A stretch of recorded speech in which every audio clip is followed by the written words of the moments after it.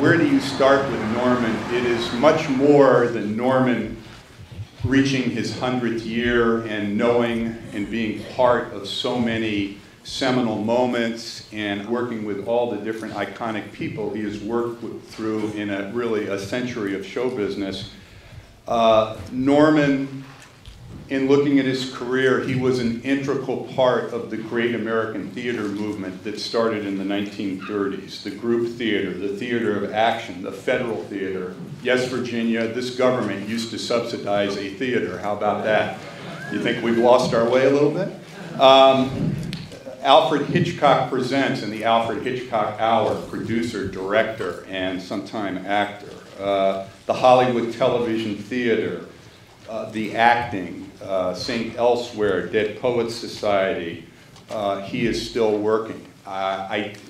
It's impossible to sum up what Norman has not only meant to all of us cynics and people that are here tonight, but what Norman Lloyd has meant to the popular culture of this country. This is Norman's evening. I couldn't be more pleased that he's here and you're all here.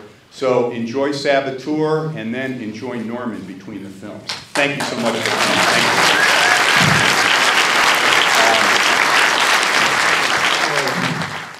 For want of the stuntman Davy Sharp, this night may not have happened. He was your double. Well, Davy Sharp was the best stuntman around at that time. I may be unfair to the others, but they did name, instead of the Oscar for the best stunt of the year, they named it the Davy Sharp at that time. Right. And they changed back to the Oscar thing. Yeah. But Davy did that first fall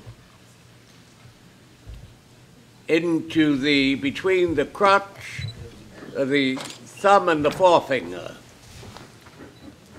in the long shot, the fall. Davy did that in one take. It was exactly to the specifications of the Statute of Liberty. So he was falling actually that distance. Extraordinary.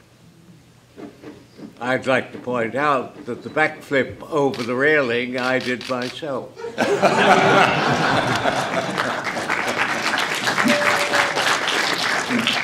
You've got to understand why I did it instead of a stunt man. One was working with the master, Hitchcock. He knew exactly what to do with a shot to have the reaction that he wished to achieve in telling his story. And he knew when I was being backed up by Bob Cummings with the pistol, that if he cut away from that and you saw in a long shot a fall, you say, oh, it's a double. But if you notice, Bob is coming at me with the pistol, and Hitch never cuts away. He stays with it. Oh, he did ask me before we did the scene. He said, do you think you could go over that railing? I said, of course. I was 26 years old. So you could do anything. And they built up parallels 14 feet high right behind the railing with mattresses on it, and it had a grip. I remember his name, Scotty, lying on his stomach waiting for me, and when I went over I fell about 5 feet and Scotty caught me and kept me from rolling off and dropping the 14 feet. But it's an example of storytelling, that shot, that Hitchcock knew that he must never release in that shot the audience. You had to stay with that shot and not cut away. And the audience stays with it as a consequence. This was one of the many, many, many reasons he was such a master. He knew how to tell a picture story. How did you get the part? That was your first movie. How did Hitch select you for that role as the Saboteur? It goes back to the Mercury Theatre with Orson Welles and John Houseman. And I had been with the Mercury Theatre and had gotten to know John Houseman very well. And of course, he was the producer and Orson was the director. And then John Houseman left the Mercury and split away from Orson. And he went to work for David O. Selznick. Hitchcock was under contract to David Selznick. And Hitchcock was on loan out for this picture, which was being produced by a man who is quite prominent in this town now in memory, Jack Skirball. Skirball, the top of the Skirball Center on top of Mulholland. Yeah. Hitchcock was very friendly with Jack Houseman, who, as I said, was working for Selznick. They both were. So Hitchcock asked John Houseman one day, while he was preparing the picture, if he knew of a young actor who might be of a villainous sort. Why John Houseman thought of me immediately, I do not know.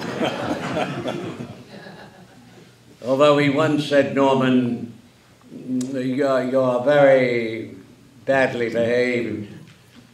You have too much contempt for directors. But I didn't have it for Hitchcock. This was John's distant observation. I adored Hitch. I admired him. He was wonderful. Did you what he did is he recommended me to Hitchcock. I went to visit him at 8 o'clock in the morning at the St. Regis Hotel, where he liked to stay. And had grapefruit with him. And he said, well, yeah, we'll test you. So they did test me, and the result was I was cast.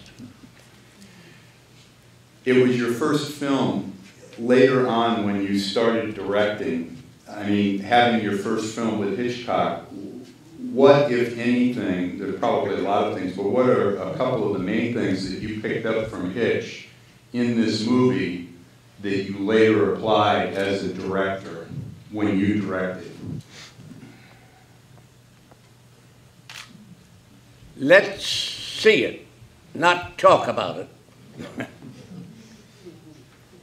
Hitchcock, who started in silent pictures as an art director back in the 20s,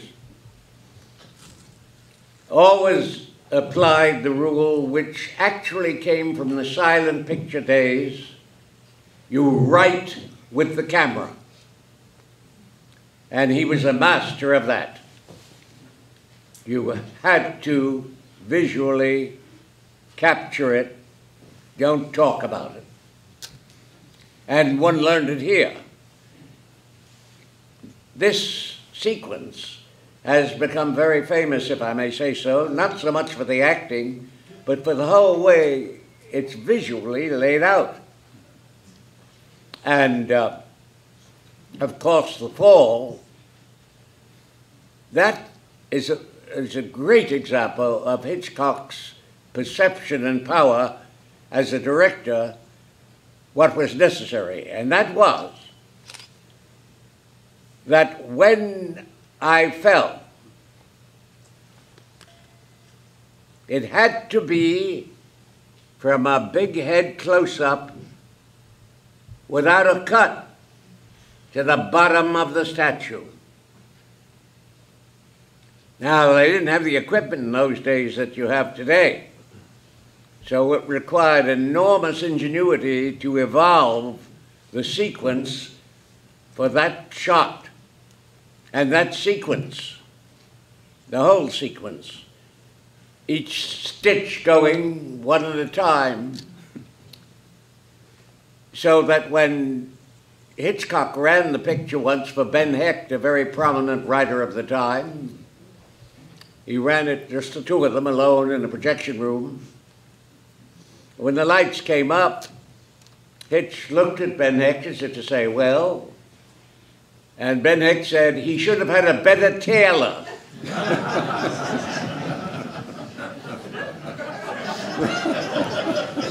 What can you do with writers, you know? But this sequence, which has become, I hate to use the word iconic, but anyway. It's appropriate. If you ever look at it again, you will see how it's laid out. And that how he builds to finally that big head's close-up. And he knew if he cut away, it would not have the same effect. You had to stay with that head and see the whole body go down.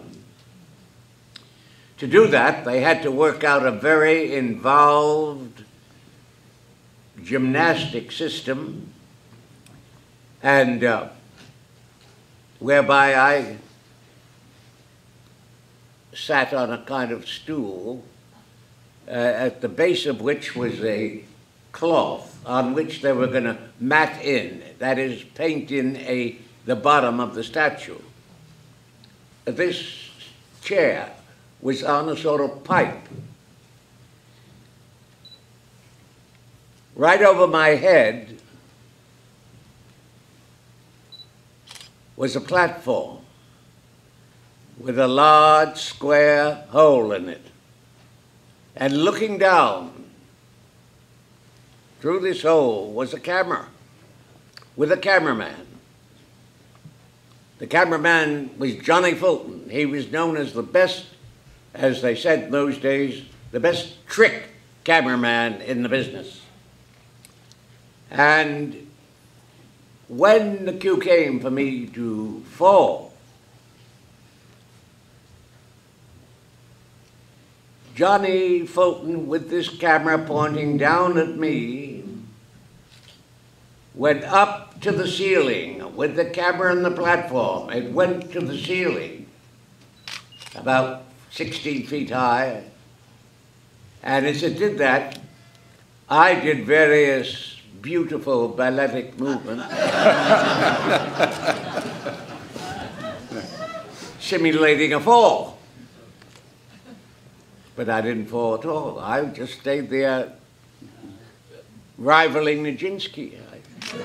But the camera was going up to the ceiling. And then they did it several times to grind it at several speeds. They did about 3 or 4 speeds before they were able to find what was the most effective. Today they do that much simpler, but I won't go through that.